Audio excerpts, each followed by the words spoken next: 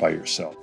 Today we have a really easy one. This is an Affinity washing machine that won't go to the final spin. We're going to be replacing this little part called the wax motor, and it'll just take you about 20 minutes to do it. First thing, we'll go ahead and use a standard head screwdriver to pry out this metal ring. This is kind of like a clamp that holds the rubber boot in position. And then we're going to peel back the boot and then use a Phillips head screwdriver to remove 2 screws that are holding on the door lock. The old wax motor on the old door lock is just no longer doing its job. So we're going to disconnect these 3 modular connectors. Just going to pinch in and wiggle them off. And then we're going to use a standard head screwdriver to gently pry this lock assembly apart into 2 halves. And that's going to make it really easy to take out the white wax motor. We're going to be replacing it with a red one. So if you have a black wax motor or a white one, that means it's pretty old, and the newer ones are going to be this red or burgundy color. So I'm prying the lid lock into 2 pieces.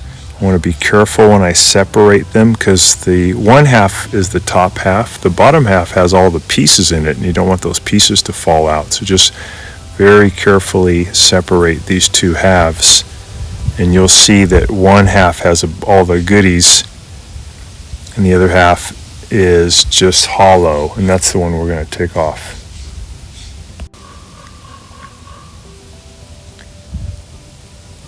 All right, we almost got it. There we go. So that's the top half comes off.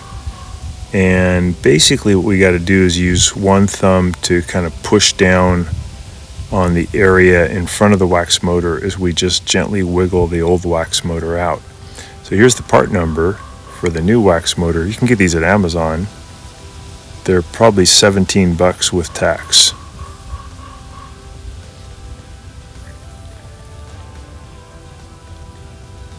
We replace these as appliance technicians all the time on these front load washing machines because they just kind of wear out over time. So I'm going to press down with the one thumb and then wiggle and lift the old one off. It comes out of these little slots. Take your time, there we go. And then the new one, I'll go ahead and just do the opposite. I'll put it down in the slot, push down, kind of wiggle it back in. And once that's in, we're pretty much done. We just take the empty half and we put it back on top and we push it down. I did notice though that this one brass piece, this one we call a terminal, had some oxidation on it. So I'm going to pull it out by just gently wiggling and pulling up. It comes right out. And I'm going to clean off some of that carbonization that comes from whenever a spark is created. It creates a little bit of corrosion or carbonation. So I'm going to just take my standard head screwdriver and I'm just going to scrape that off. And that's the contact that closes, that tells the controller that the door is locked and allows it to go to high-speed spin. But if that thing is too corroded, that'll never happen. So that could be what was causing our no high-speed spin. The other part could be that the wax motor was worn out. It wasn't moving the black piston far enough to the left to close those 2 contacts. It's one of those things, or maybe a combination.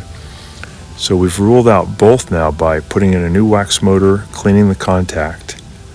We can put that piece back in, and then we can close it up and just press it shut. It'll click back into place. It's really easy to do.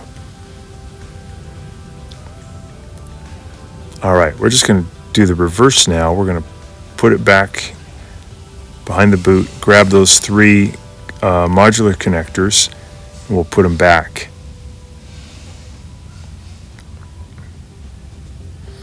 You can't get this part wrong because they can only go in one way. So if you're pushing one on and it doesn't seem to fit, just flip it around. That's the gray one goes in the middle, black one on top, blue one on the bottom.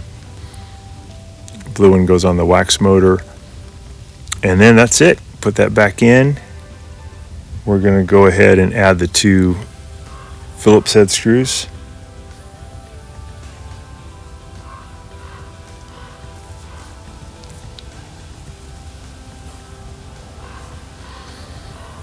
Keep those tight.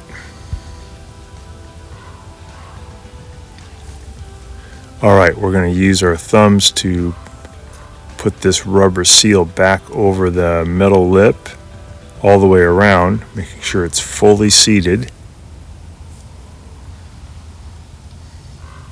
The other thing that can cause a no spin is a faulty motor controller. This is less common, but it's also pretty easy to replace that. More commonly, it's this lid lock has stopped working. So I didn't put the ring back on because I just want to test it. So I'm going to go ahead and put it on the drain and spin. This model, I'm just pressing the spin button until I get to high-speed spin. I started up and ended up with really good spin again, so I know it's fixed. So now I'll add the ring. I lubricated the ring with some liquid detergent first. I put it on the 12 o'clock position. I use my thumbs to push down and separate the ring and get the spring down at the 6 o'clock position back in. We'll close the door, and we got another maybe 8 years of good spinning again. It's pretty easy to do. Thanks so much for watching our video. We really appreciate your support.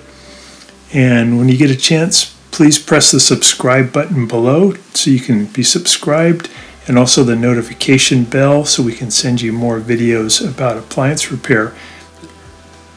Please also give us a thumbs up if you enjoyed the video.